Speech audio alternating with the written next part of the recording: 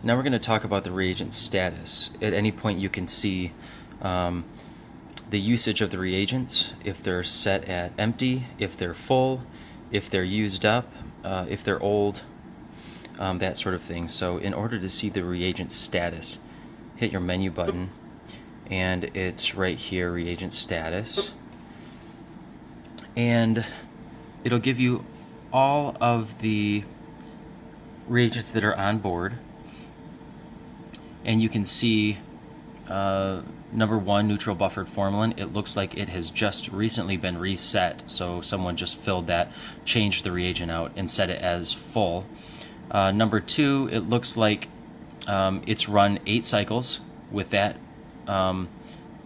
with the formalin, and 267 days. So your thresholds, if they are met or exceeded, it will turn red. So it looks like station 2 has been exceeded or met, and number 13, the cleaning water.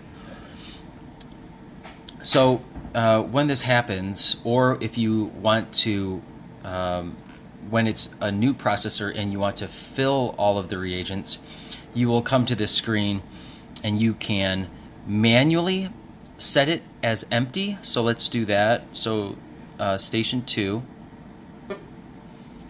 So I'm going to, in theory, change this reagent out with fresh neutral buffered formalin. So I'm going to set it as empty.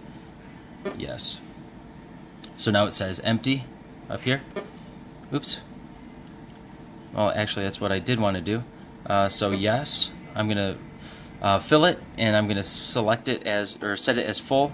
And now you can see all of the actual parameters here have changed. We just added that test reagent, so that's all full. And so let me show you. We'll keep the cleaning water, this number 13, as being exceeded. So I want to show you the smart screen now. You can, in order to get to the smart screen, let's just go back to the main menu. Hit the menu button, and right away it's right here on your right. So smart screen. This will give you like a heads-up display of anything that's wrong with the reagents. You know, it'll tell you if the retort's at ambient. See number 13, there's an exclamation point, there's something wrong there. So we can find out what 13 is. It already has it highlighted. And so we can go back to reagent status if we want and see 13, it's exceeded. So that's why it has a exclamation point by it. From here, you can also remote drain any reagent you want. So it wants you to remote drain or change out your 13. So it's highlighted, and you click the remote. And if you want to remote drain it, first you're going to have to connect your remote fill drain hose.